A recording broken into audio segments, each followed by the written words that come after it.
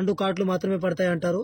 So నిజంగానండి ఈ 2 కాట్లు మాత్రమే, పైన ఉన్న దంతాలు మాత్రమే వీటివి. ఇవి చాలా ఫాస్ట్ పట్టుకుంటాయండి. సో చూపిస్తాను మీకు. ఇంకా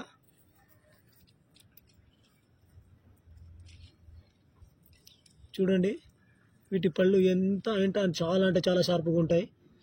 సో రైట్, చూడండి ఎంత షార్ప్గా ఉన్నాయి.